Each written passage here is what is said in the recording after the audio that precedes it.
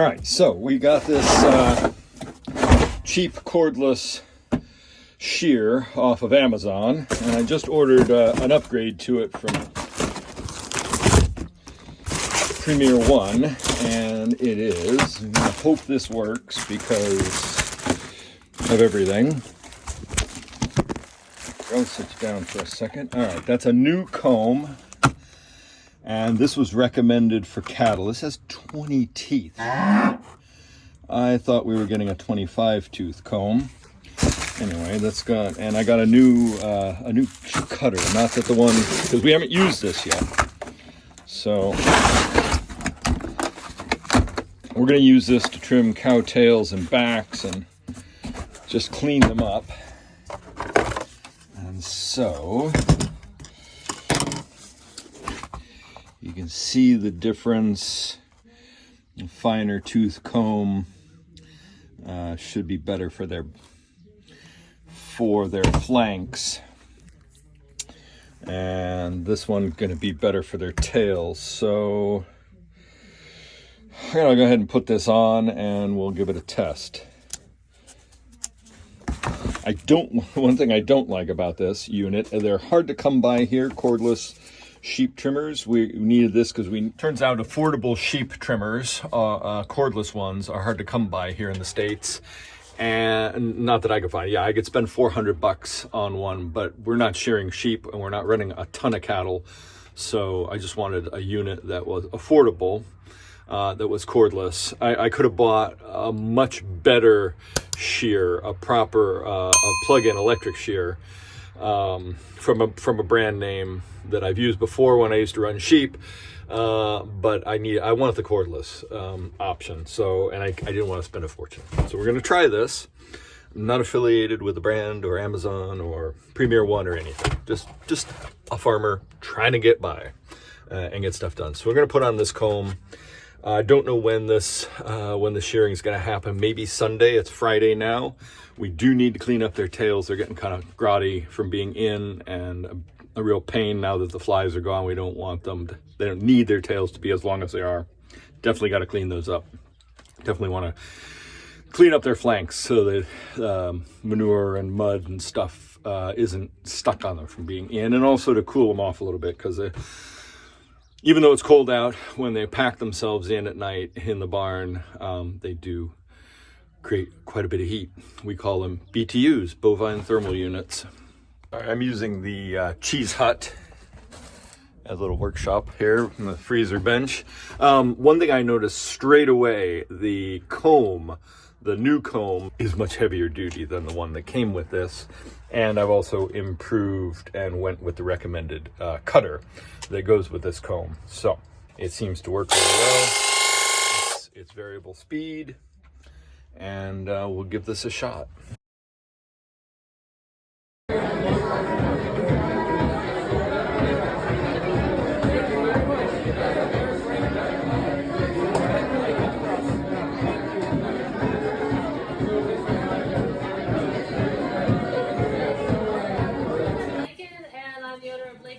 Cheese at East 40 Farm in Waldoboro, and I have a couple of questions for you. How many of you realized before coming here tonight that Maine has a really good cheese industry? Right.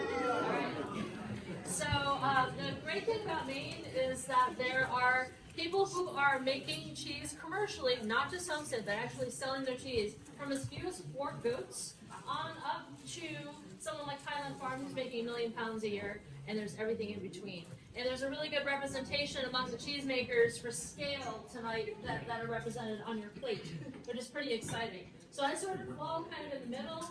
I make about 10,000 pounds of cheese a year. The Opus 42 is my best known cheese with a caveat. So the cheese is called Opus 42. And it may look familiar to you. You may look at that and think, oh, it's cheddar, oh, it's Gouda. No, it is in fact Opus 42. It is an original recipe cheese. So when you make cheese, there's a process, right? So when you have milk, you are going to be changing its acidity. you're converting the lactose, which is the milk sugar, to lactic acid. That's your fermentation step. You're using a culture to do that. If you're making an aged cheese or a semi-firm cheese, you're adding rennet. That coagulates it, so it changes it from a liquid to like a custard consistency. Then you have your Little Miss Muffet step. So that's when you cut that and you're releasing the curd and whey. The whey gets fed to pigs. If you're like most of the cheesemakers, I think, in this room, we all raise pigs and feed the whey to our pigs, which makes great pork. And then the curd becomes the cheese. So if you're making cheddar, like you had, I think that was the second cheese from Balfour, cheddar is an actual process of how you're handling that curd after you have drained off the whey. And you are manipulating that curd in order to increase the acidity. You might also be pressing a cheese, or like with Carrie's brie there, you're ladling the curd so that it stays as intact as possible to add that high moisture content. This is a lazy cheese. I take the whey out, I got my curd, I salt the curd, I put it into a mold, which is this like 10-pound form that has holes around the outside. The whey drains off. The next day I unmold it, salt it again on the outside, and put it in my aging cave. And it stays there. I age this anywhere from 3 months to a year, depending on how busy I am. I've been busy lately, so this is only a 4-month cheese. This is also a natural rind cheese, so the rind is edible, but it's also an integral part of the flavor of the cheese. So if you want a true overall sensation of what this cheese should taste like, actually take a bite of it with the rind and the paste together. But also, I think I just saw somebody doing it. I haven't seen anybody sniffing their cheese. The aroma is as important as it is checking out the nose of your cider and your wine. Because remember, you're looking for a pairing, right? So you want that effervescence of the cider, because this is a nice high-fat cheese. It's also kind of a high acidity. Whenever someone says, I really like cheddar, what they're really saying is they like acidity. This is a higher acid cheese. So with the effervescence of this particular cider, it's freeing up those bubbles of the fat, so it's not just coating the inside of your mouth and making it seem heavy. It's also slightly nutty, and I think it's more on the hazelnut side, which I think also works really nicely with the flavor profile of this mixture of apples. And I love that he can say, I drove past this grove of apples and that's what I picked. I love that about that. So this is a lovely pairing. This is a pasteurized cheese, only because I actually used to buy my milk from Carrie to make my cheese. And with the rhythm of how it was being delivered, I had to decide what all of my cheeses were from that batch. And so if it's in the United States, if you're making a soft ripened cheese, they have to either be pasteurized or any cheese has to be aged more than 60 days to be legal by the federal government. And I was making a lot of bloomy rind cheeses, which were not aged 60 days. And it just made it that this cheese was pasteurized, and it just kept doing it. But it also means I can ship nationally. And I have. So, for example, somebody could buy a cheese from you and ship it to somebody for, say, Christmas. Yes. Or Yes. or any holiday for friends who like cheese. And I also just want to make one other plug. Adventures in Cheese is a new book that's out. Tenaya Darlington is the author. She's from Philadelphia. If you use the social media at all, she is Madame Fromage. She's incredibly knowledgeable, and she's a lot of fun. This is a great book, but also side plugs. I'm in it. And so is Crooked Face Creamery. And I know you alluded that there are some award-winning cheesemakers. There are cheesemakers in here who have won state competitions, regional competitions. Crooked Face just won a bronze medal at the World Cheese Awards a few weeks ago. And my rockweed, which I have with me tonight, won a gold medal last year.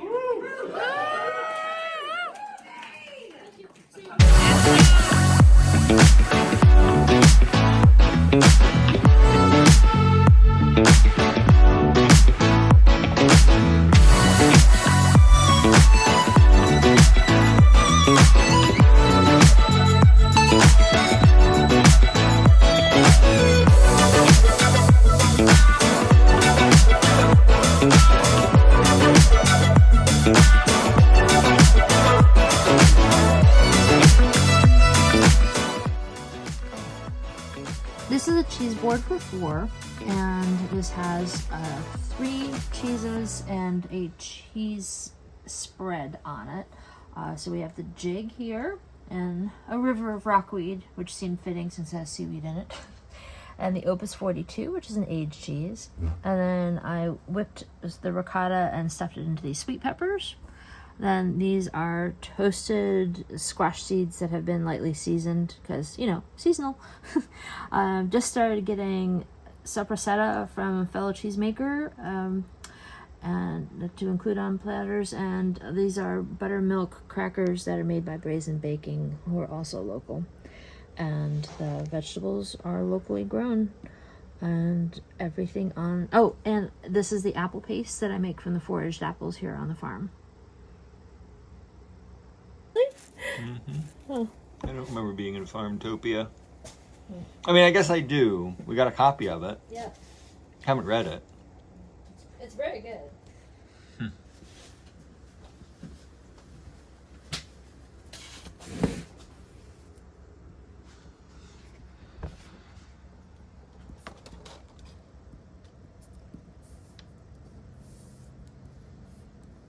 You have ordered these things.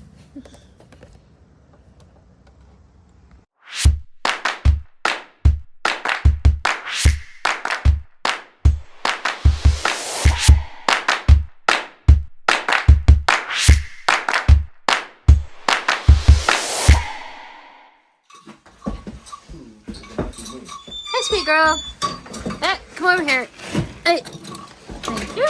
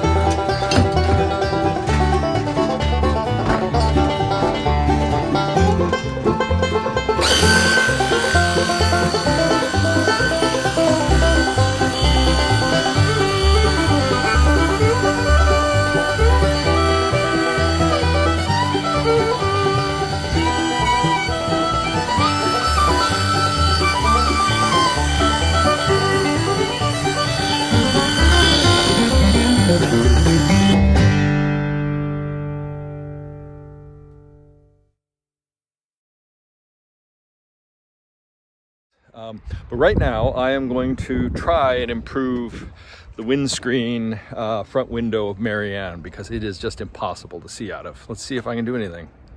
Okay, so this is what it looks like now. Yeah, it's a little dirty and it's got a little bit of this haze from some window polish. I ran out of dry, clean cloths and it just made a mess and I haven't been able to get out. But I've got a power buffer. I'm gonna see if I can buff out the window. If the sunshine was coming through and wasn't obscured by clouds and haze, this would be impossible to see. I mean, you can barely see Gidget out there in the distance, just a yellow blob. But if there's any kind of sun, this just becomes a blind spot.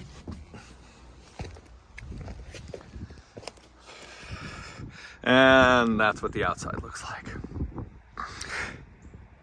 So we're gonna give this a buff and see if we can get it a little clearer. All right, I'm gonna start off by using this stuff. I've never tried it before. I have no affiliation with the company. Heavy scratch remover for acrylic surfaces and preparing it for level 2. So we're gonna give that with an abrasive pad.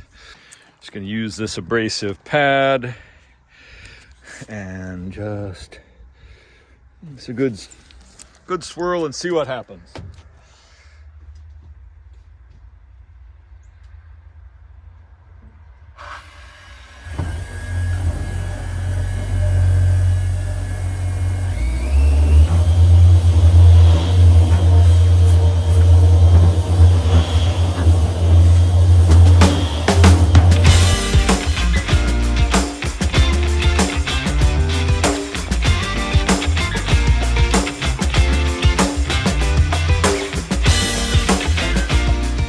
That's what it looks like on the outside. I get a cloth so we can wipe it off, see if we've done any good.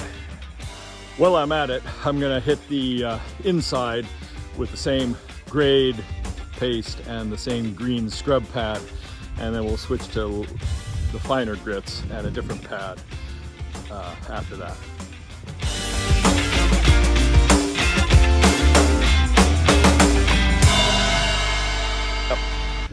Well, good morning. It's Sunday morning and we are taking our Sunday morning stroll.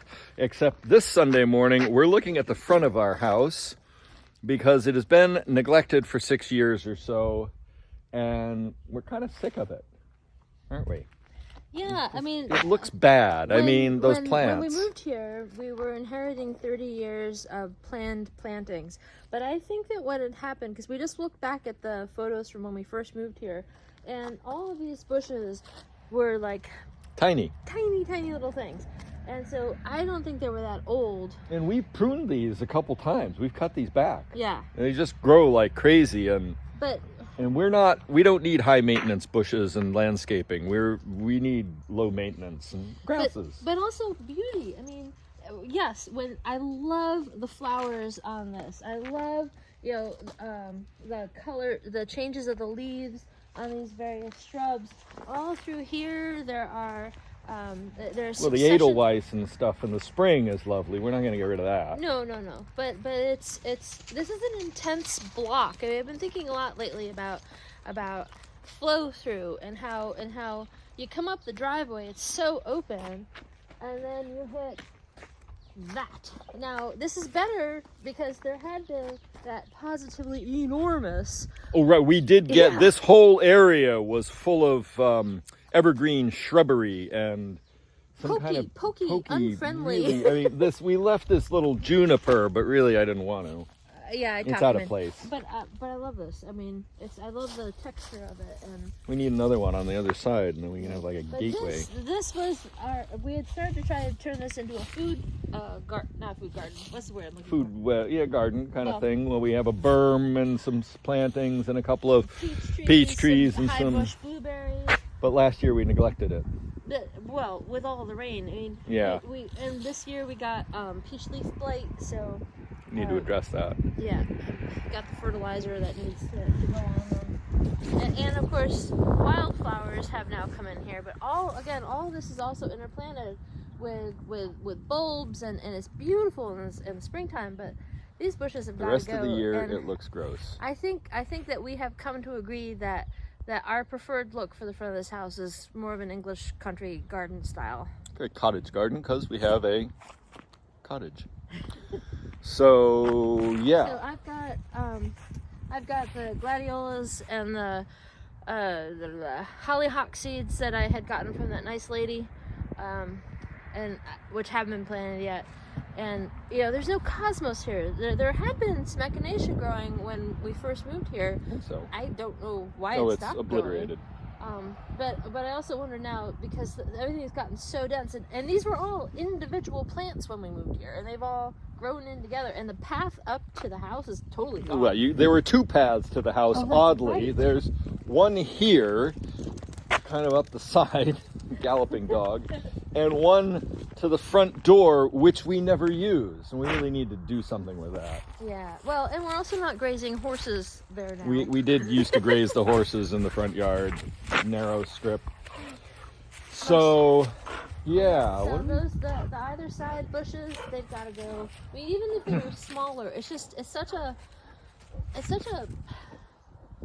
not the feeling I want out of this. Now, if we put something maybe in planters that was tall, I don't mind a tall architectural element on either side.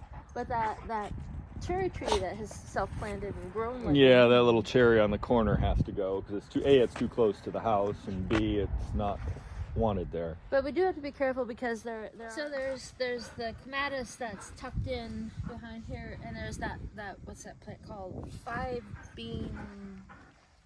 There's that fun blooming plant that's back there. Very wet. Oh, that's right. The cellar drain is here and it pumps out. Oh, yeah, you got hit by roses. Here's the clematis, right? Is that? Well, there's one there. No, that's not the clematis leaf. That's the acacia. I can't think of it. No, there's clematis that's in here, and the other clematis is that over that away. Okay. So we have to be careful with those. Hmm. Because it's really hard to see. I mean, it had been at the base of this. Yeah, which fell over. Down. But this is going to require tools. This is going to require Marianne in 10 minutes. Well, but you tend, when you tear stuff out with Marianne, you take everything. Right? Yeah, everything. Well, but if we're trying to make sure we save stuff. but these big bushes we don't want. This thing here needs to go. That's a Marianne job. Okay, so this binding thing here we want to keep. I guess it can probably be cut back, but this is the. Oh, gosh, I can't think of the name of it. And actually, why doesn't it have any pods on it? This usually by this time of year has those cool, it makes those little tiny flowers. Yeah, and they get everywhere and become invasive. No. Yeah, that's right. I've forgotten there are all these. Yeah, nice somebody had stones. Defined this path here, and we can't ever use it. And then, I mean, this is self-planted since we've been here. There didn't used to be anything on this corner. And We had this all cleared at one point. last year we had. Remember that we had all the peppers growing here last year. Right. But this rose is self-planted in this course of this year. And plus there are all those. I mean. Well, we can't do. Let's stick with the front for now. I know, but you know how it is. You start looking at one part of the garden, you start looking at the other part of the garden. And it would just be nice to be able to walk through here because often people park there where our car is. And we had sort of figured on a pathway coming up through here, and I think that should still be the plan. Well, what would be really nice is to have a nice meandering, that takes you to the bistro. Yeah, because then we've got the lovely bistro that we love sitting in, and the gorgeous Japanese maple there, and the fabulous self-planted raspberry. dump you out here or go out there to the farm store. So we'll leave the lilacs alone on the corner. Yeah, but It's so pretty. these things get everywhere. But they're so pretty, and the birds love them. I mean, yes, I realize that we Oh, have. she's drinking my coffee. Hey, don't drink the coffee. You little brat. There's still some in there. Bonus. The dog is drinking my coffee. Knocked it over. All right, so I guess we'll leave that. I don't know. What does everybody think? Should we leave this plant here? Because I don't like it. Anyway, we'll clear away the rest of this stuff. What do you think? A little bit of Marianne action for the next half hour? Yeah. All right, we're going to go get Marianne fired up and tear into this. While I'm warming up Marianne, I'll show you the windscreen. I was filming it the other day, polishing it, and the camera died, so didn't get the whole thing. Didn't get to film the whole process, but anyway, I think it looks a lot clearer. Let's just raise this. Let's turn into the sun and see what happens. Well, the sun's a little blocked, but it's definitely better than it was. You used to not even be able to see the bucket.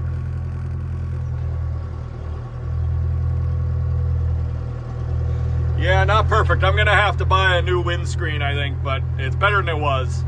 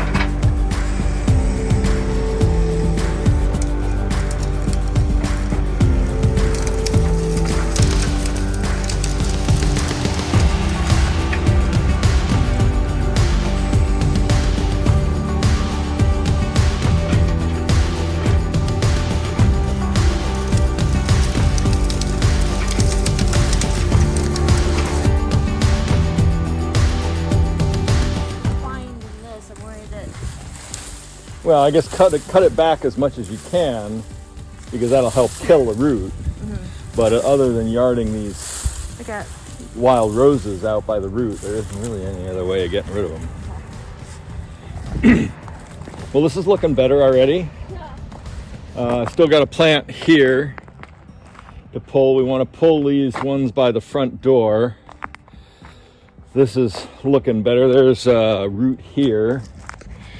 See if we can get that pulled up. Maybe I'll just scrape this up and we'll caught by roses. They don't like you cutting them up. Really, I mean, standing here, my eye is practically on the level with the lintel of the door. That's a really big. No, it's middle of that lower panel. You're taller than I am. Yeah, look. No. Okay. So my point is, so terrace it. Right. Yeah. Yeah. But I mean, I'm just so picturing now the meandering path and some definitely edibles and herbs that you can, scented things. Yep. A sensory garden. And grasses. Yeah. Absolutely. Yep. All right. So let's. I'll paw around in here and pull up that pile of things there, that little one there, and then come in here and grab this. No, I won't touch rocks. We'll worry about hardscaping stuff later. Let's just get these plants out. No, but sometimes, because those got dislodged when you were pulling up roots, so I just want to make sure you don't. I'm not gonna pull them out of here. So. Nice lintel right here. I'm concerned about what might be underneath here because we've got the drain that comes out. Yeah, it's in here somewhere. But is there anything else that's under here that we don't know about? Don't know. We'll find out. Right? Yeah, that's true. Yes. So what? This is landscaping in 5 to 10 minutes. Power landscaping. Terraforming. Terraforming. Oh my gosh.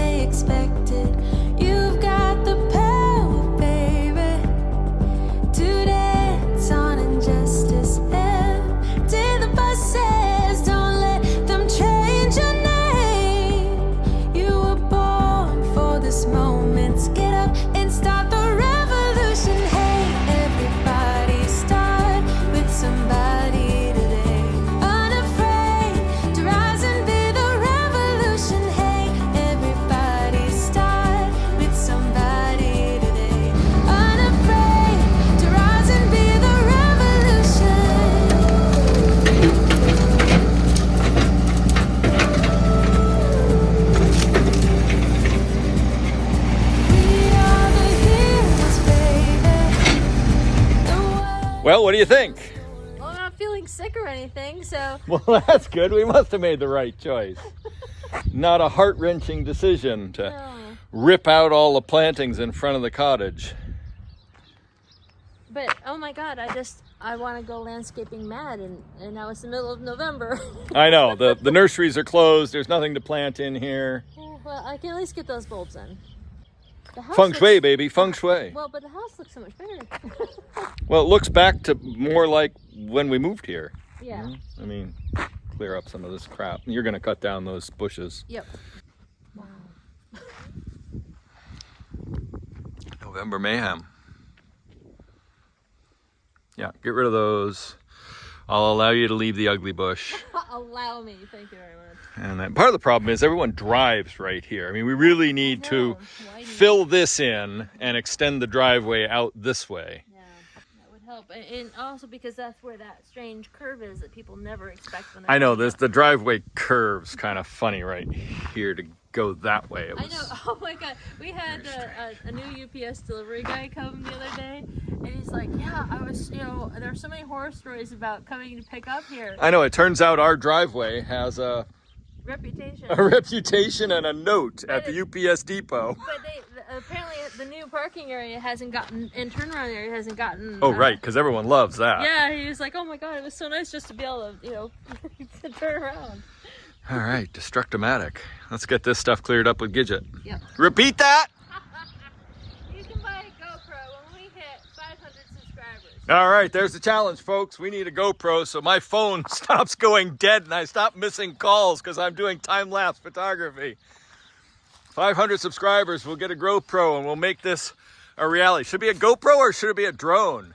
Shining in glory, we can't let this hate invade us, 'cause love is before us again, and start the revolution. Hey, everybody start with somebody today, unafraid to rise and be the revolution. Hey, everybody start with somebody today, unafraid to rise and Okay, my phone died earlier when I was out here sweeping up, but I got some sweeping done to clear the mud out of the way. We had a customer come right during the middle of everything. This is really dirty. I don't know. I had the phone in the feed trough earlier to film the calves eating, and I think I messed up the screen a bit. So this has really changed the energy out here, and that's exactly what we wanted. I think it's going to be better to have a lower landscaping here along the road. It's easier to see people arriving when you poke your head out of the shop. And I think the feeling is just better here. And, we want to do change the front, do something different and change the front storm door to something a little more traditional. We want to put shutters, traditional shutters back on the house. We don't use this front entryway because it leads out right into the front stair, to the stairs going upstairs in the house, because at some point in the 50s, they modified the interior of the house so it no longer functions as it was supposed to when it was built in the 1770s. So we don't use that. So I think by terracing this, because there is quite a grade here, by terracing this and putting a stone lintel step in front of that door, and not having a direct path up there, it will discourage people, especially the UPS people during the holidays, and FedEx like to leave packages at that door when everything else is at the portico or at the farm store. So we want to make it so that it definitely doesn't look like an entryway, and just dress this up and just make it a lot nicer. When customers come in here, we want to improve their experience. We want them to not regret driving up our driveway and seeing that it's, not knowing what they're coming to expect, because it doesn't look like a farm store. It's a farm, it's a barnyard, the dooryard can be a mess with haying equipment and stuff sometimes. So we want a more positive, at least, approach to the house. And having this cleared out will greatly improve that. And also, when people are parked down at the parking area, instead, when they can't pull all the way up to the store, they can either walk up the driveway, but also if they could meander through the gardens, I think it would be a much better experience. And we may try and put some more fruit trees and some herbs in this area. We've been talking, Allison and I have been talking about maybe trying to get a landscape architect to give us some advice for this, because we really want it to be right. We want to do it once and have it last. What was here before just didn't work. We lived with it now for 7 years. And it wasn't, every year now we've talked about doing something different. So today was the day we chose violence and tore out all those plantings. And this will probably languish this way for a while until the spring, and then we'll come back in the spring and do something with it then.